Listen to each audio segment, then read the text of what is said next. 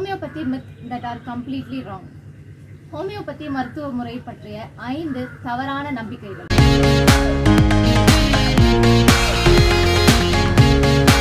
Homeopathy அப்படின்னு சொன்னாலே அதை பத்தின தவறான கருத்துக்கள் மக்கள் கிட்ட நிறைய இருக்கு.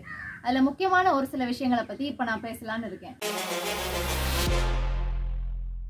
மித் நம்பர் 1, ஹோமியோபதி மெடிசின்னாலே ஸ்லோ ஆக்டிங் அப்படின்ற ஒரு ஸ்ட்ராங்கான கருத்து மக்கள் கிட்ட இருக்கு. ஆக்சுவலி ஹோமியோ மெடிசின்ஸ் வந்து ஸ்லோ ஆக்டிங் கிடையாது. அக்யூட்டா வரக்கூடிய ஃபீவர், கோல்டு, கஃப் இந்த மாதிரி அக்யூட் கம்ப்ளைண்ட்ஸ் எல்லாத்துக்கும், அதாவது சடனா திடீர்னு வரக்கூடிய எல்லா பிரச்சனைகளுக்கும் ஹோமியோபதியோட தீர்வும் உடனே இருக்கும். அதே நேரத்தில் கிரானிக் கண்டிஷன்ஸ், ரொம்ப நாள்பட்ட வியாதிகளாக இருக்கக்கூடிய மூட்டு வலி மாதிரி, தைராய்டு, இந்த மாதிரி எல்லா பிரச்சனைகளுக்கும் கொஞ்சம் பொறுமையாக தான் கேட்கும். எல்லாமே நம்ம பிரச்சனைகளுக்கு ஏற்ற மாதிரி தான். பொதுவாக மூட்டு வலி, தைராய்டு பிரச்சனைகள், பிசிஓடி இந்த மாதிரி எல்லா பிரச்சனைகளுக்கும் மக்கள் எல்லா சிஸ்டம்லயும் ட்ரீட்மெண்ட்டை தேடி அலைஞ்சிட்டு கடைசியாக தான் தீர்வை தேடி ஹோமியோபதிக்கு வருவாங்க. அந்த மாதிரி கண்டிஷன்ஸ்க்கு நம்ம உடனே தீர்வு எதிர்பார்த்தா முடியாது. ஹேர் ஃபால், ஸ்கின் ப்ராப்ளம், இதெல்லாம் அதோட ரூட் காஸை சரி பண்ணி கம்ப்ளைண்ட்ஸை சரி பண்ணுறதுக்கு கொஞ்சம் டைம் எடுக்கும். ஸோ இந்த மாதிரி க்ரானிக் கேசஸ்க்கு ஹோமியோ டைம் எடுக்குமே தவிர, அக்யூட் கம்ப்ளைண்ட்ஸ்க்கு ஹோமியோபதி அலோபதியை விட ஃபாஸ்ட் ஆக்டிங் மெடிசின்ஸ் தான். Number 2, homeopathy is just sugar pills. Homeopathy வெறும் சக்கரை மாத்திரை தான் அப்படின்ற ஒரு கருத்து எல்லாருக்கிட்டையும் இருக்கு.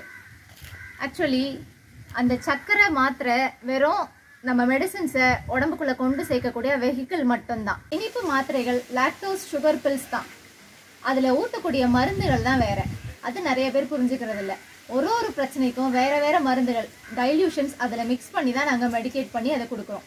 ஸோ எல்லா மெடிசின்ஸும் பார்க்க ஒரே மாதிரி இருந்தாலும் ஒரே மாத்திரைகள் இல்லை. அது ஜஸ்ட் சுகர் பில்ஸ் இல்லை. அதில் ஊற்றுற மெடிசின்ஸ் ஒன்னொன்னும் வேற வேற. மித் நம்பர் 3, ஹோமியோ மெடிசின்ஸோட மற்ற எந்த மாத்திரைகளையும் சேர்த்து சாப்பிடக்கூடாது, சாப்பிட்டா உடம்புக்கு ஏதாவது பிரச்சனை வந்துடும் அப்படிங்கிற ஒரு கருத்து இருக்கு. ஹோமியோ மெடிசின்ஸ் எடுத்துக்கும் போதே அலோபதி மெடிசின்ஸும் எடுத்துக்கலாம். நிறைய பேஷண்ட்ஸ் டயபெட்டிஸ், பிபி இந்த மாதிரி பிரச்சனைகளுக்கு ரெகுலரா அலோபதி மெடிசின் சாப்பிட்டுக்கிட்டே அவங்களோட மற்ற பிரச்சனைகளுக்காக ஹோமியோபதியில் ட்ரீட்மெண்ட் எடுக்க வருவாங்க. இந்த மாதிரி பிரச்சனைகளுக்கு அவங்க யூஸ்வலாக எடுத்துக்கிற அலோபதி மெடிசின்ஸ் எடுத்துக்கிட்டு அதோட சேர்த்து ஹோமியோ மெடிசின்ஸையும் தாராளமாக எடுத்துக்கலாம். ஒரு முக்கியமான விஷயம், 2 மெடிசின்ஸ்க்கும் நடுவில் குறைஞ்சது அரை மணி நேரத்துலேருந்து 1 மணி நேரமாவது கேப் இருக்கணும்.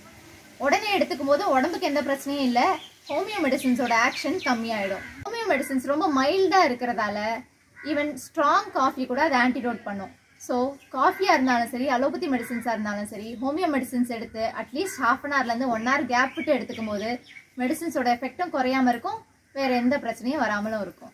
ஸோ நீங்கள் பிபி, சுகர் இந்த மாதிரி லைஃப் ஸ்டைல் டிஸார்டர்ஸ்க்காக அலோபதி மெடிசின்ஸ் எடுத்துக்கிற நேரத்துலையும் வேறு பிரச்சனைகளுக்கு தாராளமாக ஹோமியோ மெடிசின்ஸ் எடுத்துக்கலாம். It's 100% safe.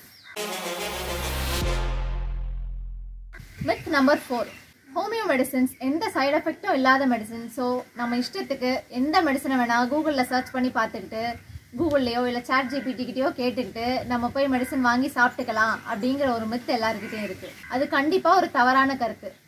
நீங்கள் உங்கள் விருப்பத்துக்கு கூகுள்லையோ இல்லையா சர்ச் பண்ணி மெடிசன் வாங்கி எடுத்துக்கும் போது அது உங்கள் பிரச்சனையை கம்ப்ளீட்டாக க்யூர் பண்ணாது, சப்ரஸ் பண்ணும், இல்லை பாலியேட் பண்ணும். அதாவது உங்கள் பிரச்சனைகள் உள்ளே இருக்கும், உங்களுக்கு தெரியாமல் இருக்கும். இந்த மாதிரி பிரச்சனைகளை தடுக்கிறதுக்காக தான் நாங்கள் யூஸ்வலாக ப்ரிஸ்கிரிப்ஷன் கொடுக்கறதில்ல. நிறைய பேர் ப்ரிஸ்கிரிப்ஷனை பார்த்து அந்த மெடிசனையே ஃபார்மசியில் காட்டி அதே ரிப்பீட் பண்ணிகிட்டே இருப்பாங்க. ஒரு மெடிசன் ஒரு குறிப்பிட்ட காலம் வரைக்கும் எடுத்ததுக்கப்புறம் அவங்களுக்கு அது இம்ப்ரூவ்மெண்ட் இருக்கா இல்லையா, இல்லை அவங்களுக்கு மெடிசன் அடுத்தது அதோட காம்ப்ளிமெண்ட்டான அடுத்த மெடிசன் கொடுக்கணுமா, இல்லை அதை ஆன்டிடோட் பண்ணணுமா என்னங்கிறது ஒரு டாக்டரால் மட்டும்தான் டிசைட் பண்ண முடியும். ஸோ உங்கள் இஷ்டத்துக்கு ஹோமியோ மெடிசின்ஸ் ஃபார்மசியில் கேட்டு வாங்கி சாப்பிட வேண்டாம். Myth number 5, homeopathy is not scientifically proved. Homeopathy மருத்துக்கள் விஞ்ஞான முறையாக ப்ரூவ் பண்ணப்படலை அப்படிங்கிற ஒரு கருத்து எல்லாருக்கிட்டையும் இருக்கு. அது முற்றிலும் தவறானது. ஹோமியோபதிக் சிஸ்டம் ஆஃப் மெடிசின் சிமிலியா சிமிலிபஸ் கியூரண்டார் அப்படின்ற ஒரு பிரின்சிபலை அடிப்படையாக வச்சு தான் செயல்படுது. அதாவது முள்ளால மட்டும்தான் எடுக்க முடியும். ஹோமியோபதி மெடிசின்ஸோட டைல்யூஷன்ஸ்ல அந்த சோர்ஸோட ட்ரேஸ் கூட இல்லை அப்படிங்கிற மாதிரி குற்றச்சாட்டுகள் இருந்துச்சு. ஆக்சுவலி அதெல்லாம் நானோ டெக்னாலஜியில் ப்ரூவ் பண்ணியாச்சு. நானோ டெக்னாலஜி மூலமா ஈவன் ஹையர் பொட்டன்சிஸ்ல கூட அந்த மெடிசனோட சோர்ஸ், அதாவது எந்த ஒரு மெட்டீரியல்ல இருந்து அந்த மெடிசன் எடுக்கப்பட்டதோ அந்த மெட்டீரியலோட சோர்ஸ் அதில் இருக்குன்றத நானோ டெக்னாலஜியில் ப்ரூவ் பண்ணியாச்சு. So homeopathy is 100% scientifically proven. So எந்த பிரச்சனையாக இருந்தாலும் சரி தைரியமாக ஹோமியோ ட்ரீட்மெண்ட் எடுத்துக்கோங்க. அக்யூட்டாக இருந்தாலும் சரி, க்ரானிக்காக இருந்தாலும் சரி, எந்த விதமான பிரச்சனைகளாக இருந்தாலும் சரி, ஹோமியோ மெடிசின்ஸில், ஹோமியோ ட்ரீட்மெண்ட்டில் 100% சொல்யூஷன் இருக்குது. Be happy, stay healthy.